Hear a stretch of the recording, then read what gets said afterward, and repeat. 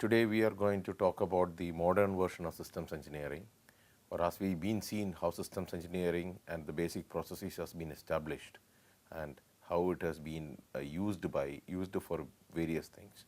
Before getting into detail, we also want to see how systems engineering evolved as a discipline, in which how the processes that were established, how with the advent of technology and all other things, how did the systems engineering processes evolve. So today we will discuss mostly about the modern version of systems engineering in a nutshell, and then go from there. I am Dr. Deepa Philip and I am from IIT Kanpur. So today's learning objectives are: what are the major changes in SE? As you remember, SE stands for systems engineering throughout this lecture. So whenever you see SE, think about systems engineering. I will specify otherwise. So what are the major changes happened in the field of systems engineering? And what are the revisions that happens? How does the systems engineering got revised? And what are the aspects of project management that got incorporated into SE? Some aspects of project management did get incorporated into a systems engineering, and what are those? We will see all of those things today. So the system definition, as we said before, systems engineering definition earlier, which was more of an engineering definition, and we told that the SE origins of SE are in the defense area. So from the Department of Defense definitions to a large extent, then systems engineering started getting wider acceptability across the fields, wherever companies, organizations who are into large projects, large turnkey projects, started using systems engineering as a mandatory tool, a discipline that they integrated into their project development or product development.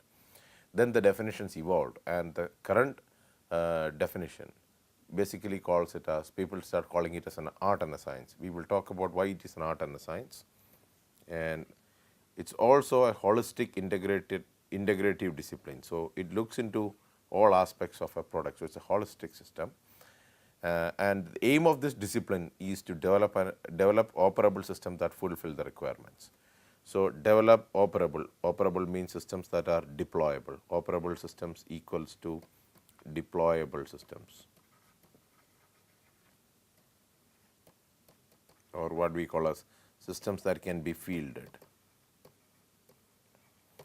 Operable systems that fulfill the requirements. Whose requirements? These requirements are the customer requirements. And in this process, the opposing constraints should also be satisfied. Opposing constraints means the customer might wish things which might be contradictory to each other. For example, the customer might say low cost and high longevity. Sometimes you might, for longevity, you would require using better materials or expensive materials, but then the low cost might prevent you from doing that. So these two things can be what we call as an opposing constraints. So how do we realize that? That is the that is actually the satisfaction of the opposing constraints. In a simple sense, so we know that the systems engineering develop and realize end products, but it's an art and a science in the modern definitions, and it's also a holistic integrative approach to develop operable systems that fulfill the customer requirements while satisfying the opposing constraints put forward by the customer. So the final aim of a systems engineering or systems engineering is to come up with safe and balanced design of products or processes to realize the product. Okay, instead of or, we can do and actually. So it's a safe and balanced design of products and processes to realize the product is what systems engineering, the modern systems engineering, talked about. So safety is important, and a balanced design is also important. Design is balanced because that's where the art and the science comes into picture. you should identify and focus efforts to optimize overall efforts or overall products. Let's call instead of efforts instead of called as products, without favoring any system or a subsystem. So if you have a product and it has 5 subsystems, so let's think about it as this is your product, and you have, let's say, instead of 5 we'll do it as 3 because it is easy. Subsystem 1, subsystem 2 and subsystem 3. If you have 3 of them, then the systems engineer should not, this might be more related to an aerospace engineering, this could be a mechanical engineering, and this could be an electrical engineering. Let's say for this is where the major disciplines are coming into picture, and the systems engineering basic engineers basic trade is, let's say, electrical in this one. So he or she should ensure that there is no undue importance with favors being given to electrical engineering because the person knows that field better. All these 3 areas, the subsystems 1, 2 and 3 should be given the due importance. That is the most important thing in this. No undue favors into any system or a subsystem. That is where the science is. Look at things objectively. Art, this is the second part, that is to know when and where to probe, where to look for, where to look to find out there are deviations from the customer requirements, when to look for, and so the time and place to probe. Probe for what? The probing is for deviation from customer specs or definitions. Earlier we used the term definitions. Okay. So this is where the art concept comes into picture. So the modified systems engineering, we talked about systems engineering management as the one in between. So the SEPR, the systems engineering processes and requirements, which is again the revised version of simple systems engineering, what we used to call earlier days. It has 3 aspects built into it. It has the first one is called as a system design. System design is primarily relating to the defining the requirements. So the requirement definitions is, this is the customer requirement definition. Then also you from there you are talking about the technical solution definition.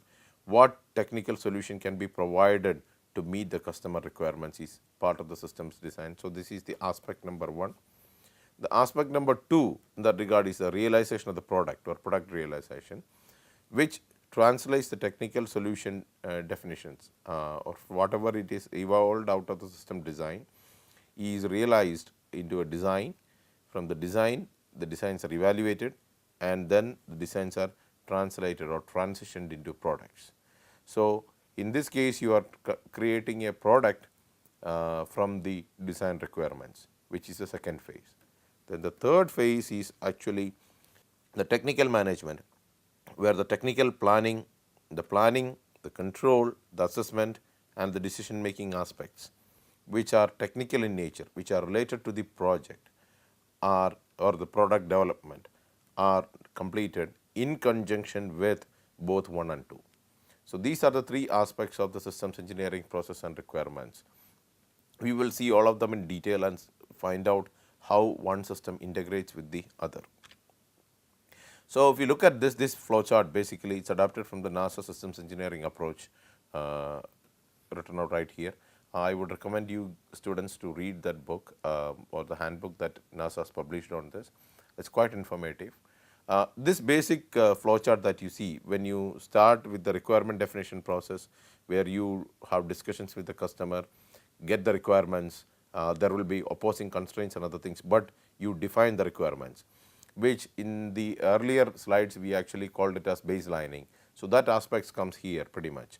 Technical solution and definition process is where you evolve the technical solution definition out of the customer requirements.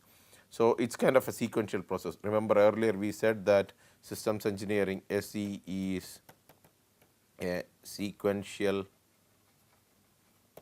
process. So the sequentiality is shown here. From the technical solution definitions, we realize the design. The design of the product is realized out of that, and then once the design is realized, the design is evaluated, and the evaluation gets translated to a product. So, you develop processes to actually build the product, and then the product gets developed and it's fielded and other things happens. Then we talked about the life cycle after that. So, after the product, it is the life cycle, the operations, maintenance, all those aspects comes out of this. Okay. So, each one of them have some specific sub steps belong to it. So, we will go through each one of them. So, the start is the requirements aspect, or a place where you identify an unmet need. So, if it is like let us say for example, we take the example of NASA. NASA decides, oh, we will send somebody to Pluto. So, that is where the requirement is travel to the farthest planet in the solar system. So, that could be thought about as a requirement. Once the requirement comes in, there are multiple meetings that happens, and then the first thing that happens is called the stakeholder expectations definition. The stakeholder, or you can call it as the customer, whatever the customer expects out of this product is being defined, is actually crystallized out into a tangible definition, which can be used later to identify whether the product developed is matching the stakeholders' expectation. Once the stakeholder expectations are documented well, the technical requirements are defined out. So, the technical requirements in this regard is about the customer might say things in a very vague manner, might not be able to specify it in the technical terms. So, that needs to be created. For example, if you are in the process of building a aircraft and you are in discussion with an airline agency, and then the airline agency will might present things in a different way. Let us say for example, the airline is a regional transport operator, like for example, if you take it in India it's let us talk about a low cost air carrier called Indigo, which is a point to point system. They do not have a hub and a spoke model. So, they go from they do multiple hops of an aircraft. So, they might be flying from Lucknow airport to Bangalore via Delhi, Delhi to Bombay, Bombay to Hyderabad, Hyderabad to Bangalore. So, they will have multiple hops in between. So, these are all short flights of ranging from 1 to 2 hours. So, the customer might come up with a situation that says that the aircraft should be capable of climbing and descending quickly. This is what the customer might say, but the technical requirement might say the rate of climb of, let us say somebody says at a level of let us say 100 feet per second or something like this, or at a you are losing an altitude at the rate of 20 feet per second or something like this. So, I mean I am just giving random numbers, not really the actual values, but these are called as a technical requirements. So, the customer expectations gets translated to technical requirements, where those are tangible measurable items that would satisfy the customer expectations. Once that is done, I told you the technical solution definition process, it has two aspects to it: logical decomposition and design solutions. So, logical decomposition is you start decomposing the technical things, grouping them together into subsystems, because a large complex system would have definitely multiple subsystems and it's easy to deal with smaller subsystems. So, the question usually is, how do you eat an elephant? The answer is one bite at a time. So, by building it into logical subgroups, you will be able to manage the project better or manage the customer expectations better. And once the logical decomposition happens, then you develop a design solution to meet that logical decomposed technical requirements. So, like for example, somebody might say that after the takeoff and the aircraft reaching a height at a reasonable height, it should fly by itself. So, the reasonable height, let us say for the time being, is defined as 10,000 feet. So, then somebody says, okay, an altitude check system and an autopilot engagement, that should be one module.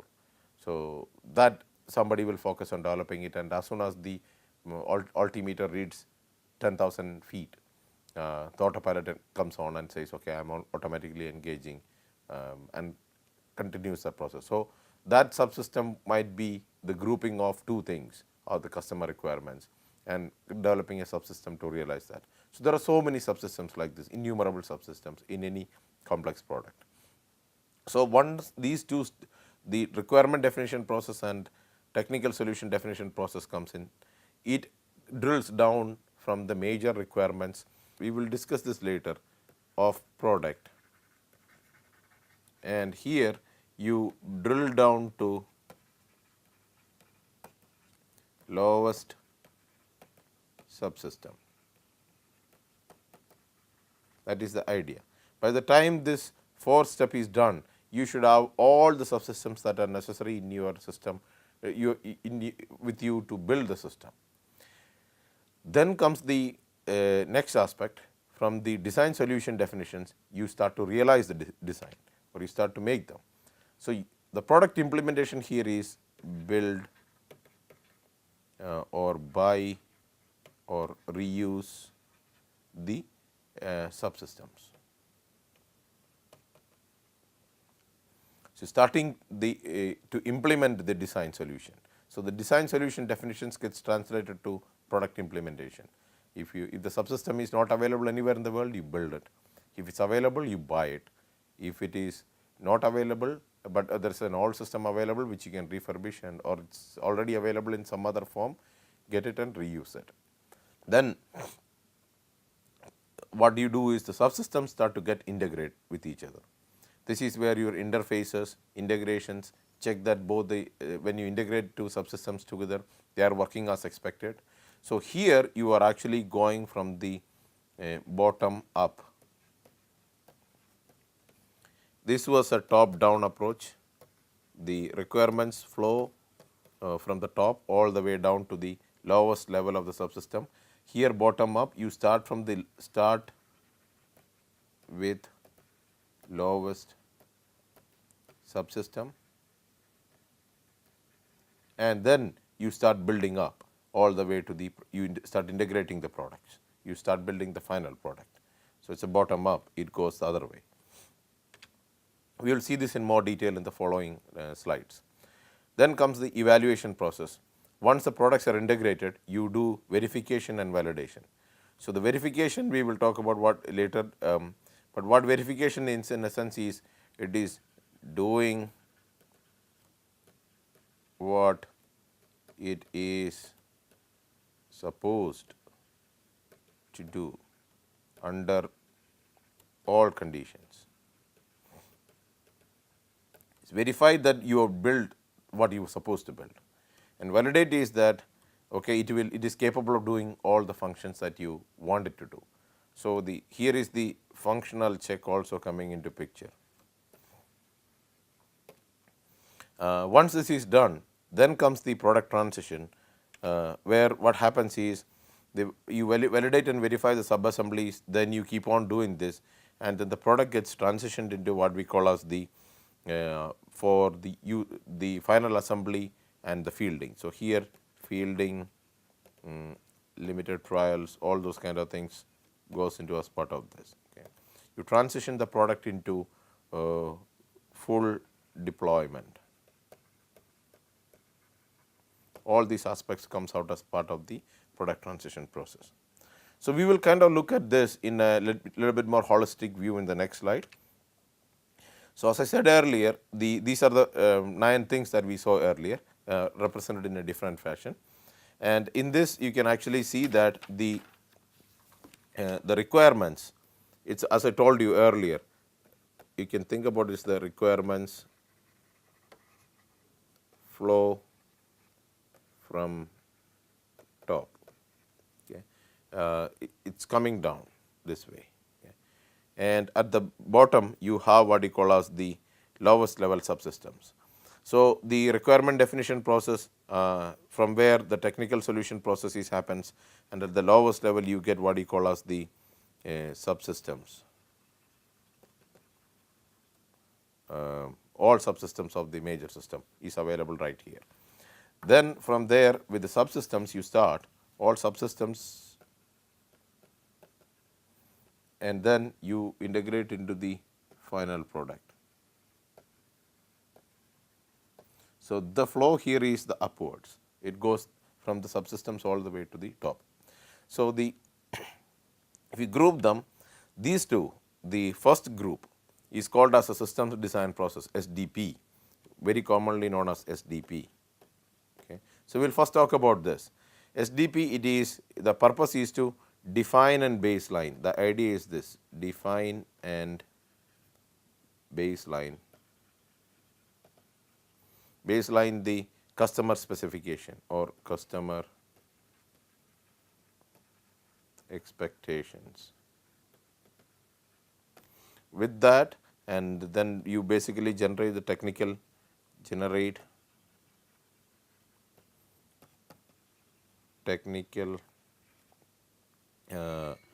requirements. So, the earlier aspect, all of this is in old systems engineering model, we used to call all of these as baselining. So, that same baselining process is further established or further expanded into a much more tractable, reasonable steps. Okay. So, the this is and you should also think that these processes, the processes in the system design processes, SDP processes, okay, they are applied to each product, applied to each product and its subproducts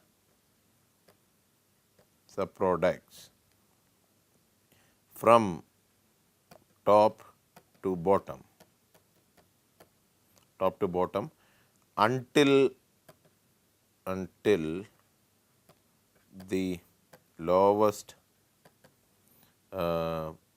products are defined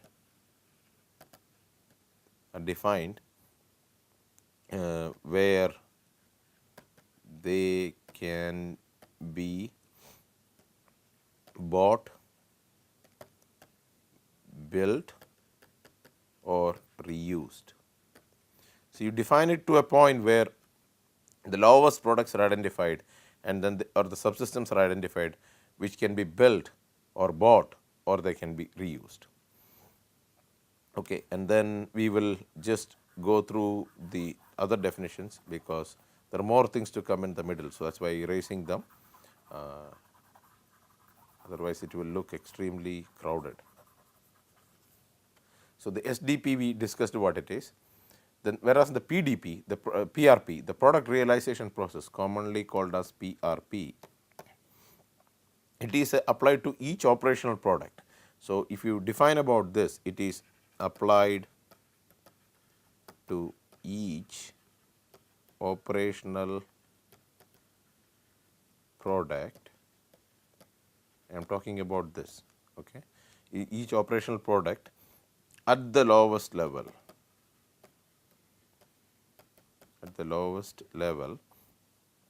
and work all the way up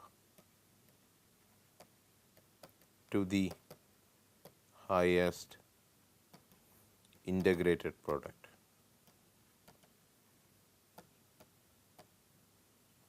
So, you start from the subsystems or the lowest level. So, here we are talking about the lowest subsystem, and you start work up all the way until you reach the final highest integrated product. I will erase this because some more things again comes in the middle.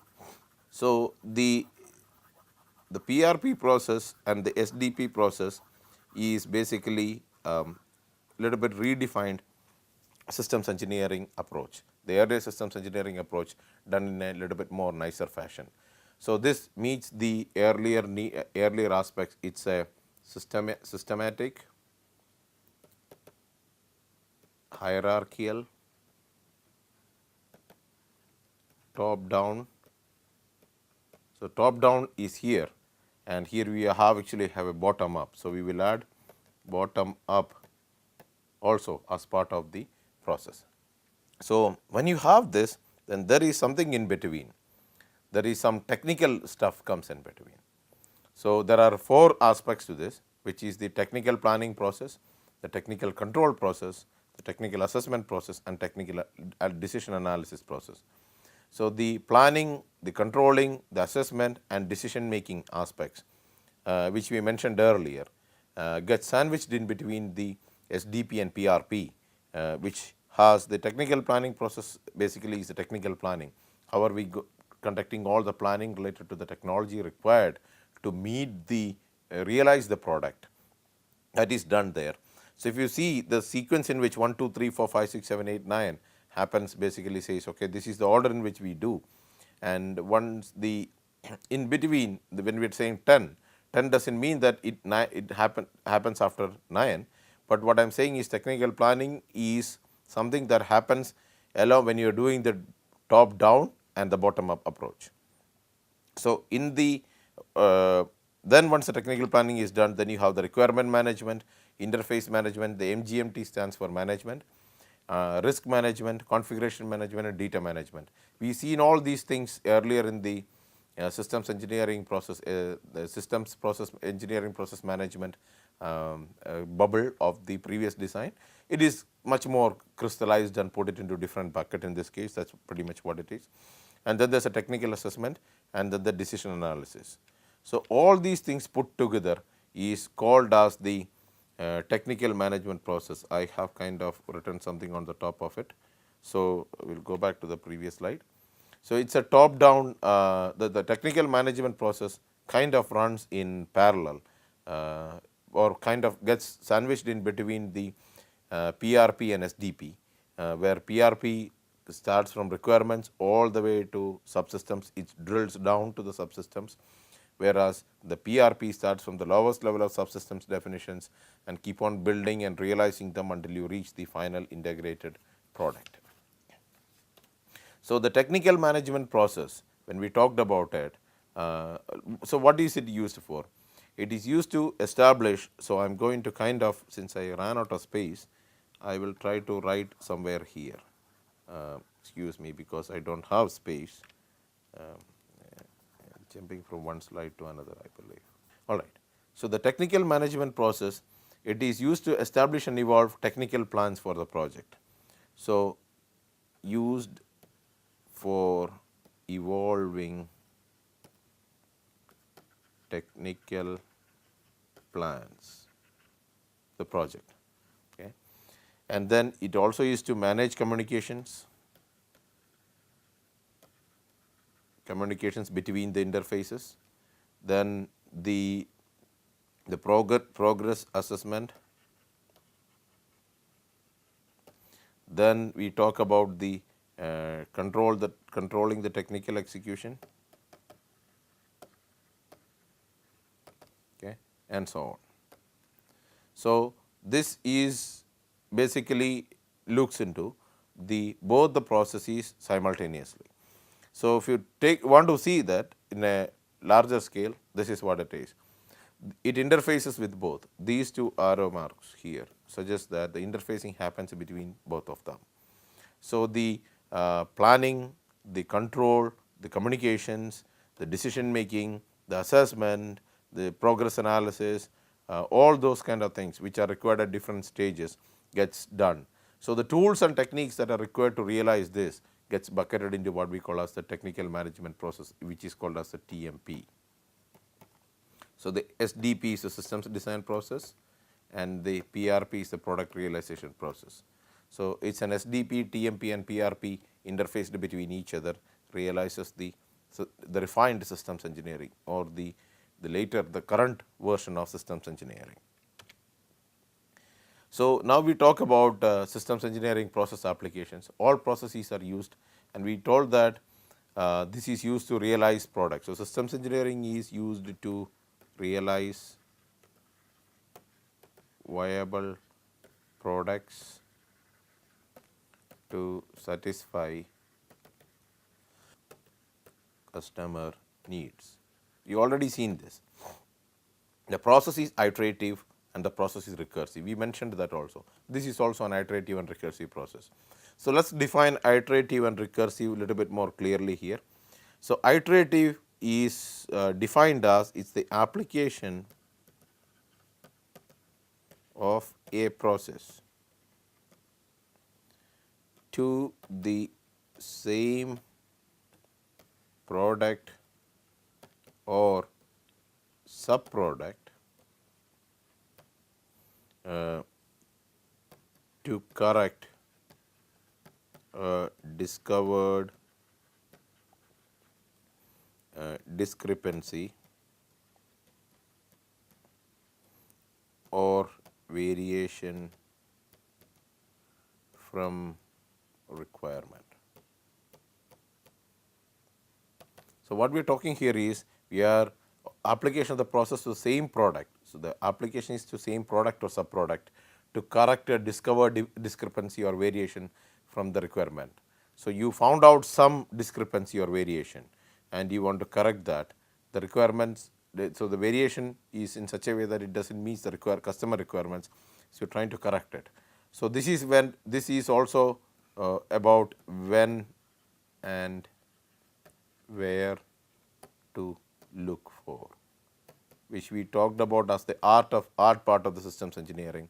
So, iterative application is typically about applying the process to the same product. You apply the process iteratively again and again until the variation or discrepancy is corrected. The recursive, on the other hand, it is defined in many people called as it's defined as value addition. Simplest terms. So, how is this value being added? This is always a big question. So, the value addition kind of happens by this. It is the repeated application of a process to design next lower level of product or lower layer of product or to realize next higher integrated product. So, here you are doing is you are not staying with the same subproduct. You start with a subproduct, you drill it down, you go to the next subproduct, you drill it down, you go to the next subproduct, you keep on doing this. That is one option. So, you are recursively, in this case you are going down, you are going to a lower level, or you can either do is you can integrate them to a higher level, and with these integrations you are recursing up, you are moving up. So, this is the iterative and recursive aspects that we discussed, we briefly touched upon yesterday. So, in an iteration repeating again, it is applied to the same product or subproduct to solve a discrepancy or variation, whereas recursive is applied, the same process keeps on getting applied to the next lower level of the product or the subproduct, or next higher level, it gets integrated to the next higher level to increase. The aim is to realize value addition. So, since we saw the systems engineering has modified and changed by in itself, let us talk about the changes that happens in the life cycle of the product as well. So, the life cycle of the product, we can define it in the form of the three phases first, and then we will talk about the other parts a little bit later down the road. So, the first thing that we talk about is the pre-phase A and phase A and phase B. So, what are those? So, the pre-phase A is typically concept studies, and phase A is concept and technology development, and phase B is the preliminary design and technology completion. So, let us talk about what each one of these aspects are. So, the concept studies can be defined as it is used to produce a broad spectrum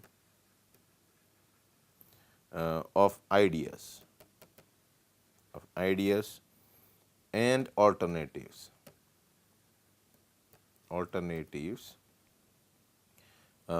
from which new products can be developed. So, it is a broad spectrum of ideas and alternatives from which you can design and develop a new products. So, the typical output of this phase, outputs include simulations, analysis, reports, mock-ups, models, etc. These are not really working models or anything, but these are generally providing an idea of, okay, here is a broad spectrum of ideas from which we can realize a product or a new process that can realize or meet that requirement. The second part, the phase A, is the concept and technology development. As the name says, it is actually the main aim is to determine feasibility and desirability of suggested systems. So, here we determine whether it is feasible and desirable, is it needed. The outputs of this typically are in the form of what we call as again is the system concept definitions,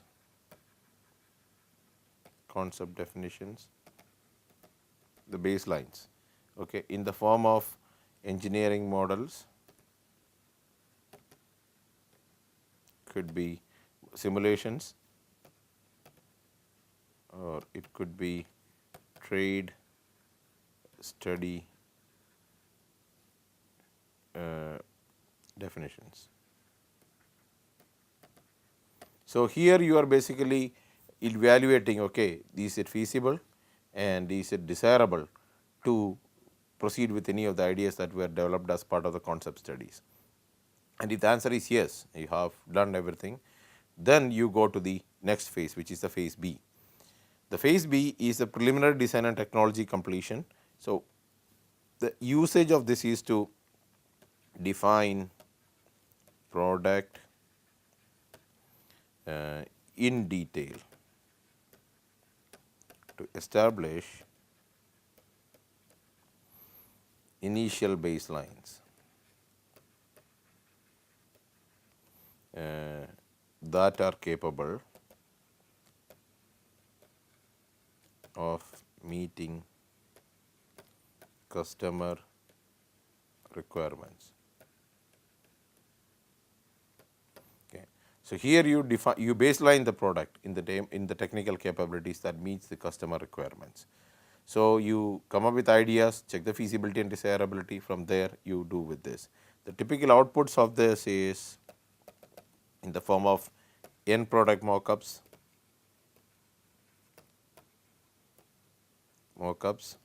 it is also the specification and interface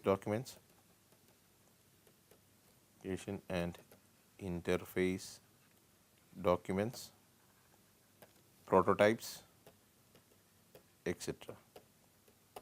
So, all these three things put together is currently called as the formulation phase. So, all of them together gives you the formulation aspect, the phase of the life cycle of the product.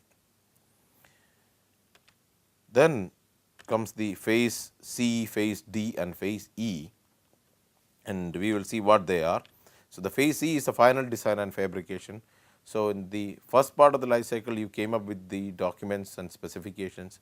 Now, we start the final design and fabrication. Now, this is the bottom up going on, and then you do the assembly, integration and test, which is the phase D, and phase E is the operations and sustainment, and then comes the phase F, which is a closeout. All of these put together becomes the implementation. So, this is where the translation of the specs to realizable products. Okay. So, you build subsystems, integrate subsystems, In this process, you manage interfaces, then test subsystems. Here you do validate and verify. Once the subsystems are done, then you assess whether it is what is needed. If the answer is yes, continue, no, repeat. So, here is your decision making, and then you keep on repeating this until the final product is built. So, repeat till final product realized within schedule, okay, and cost. So, this is the implementation side of where you are translating the design documents into a realizable product. And the final phase close out is where you are kind of what we told earlier, like as the retirement of the product, where you are disposing it, you are kind of switching it, completing it. So, with this we will complete today's presentation, and we will look into each one of these aspects from both the traditional angle as well as the modern angle in the following lectures to come. Thank you.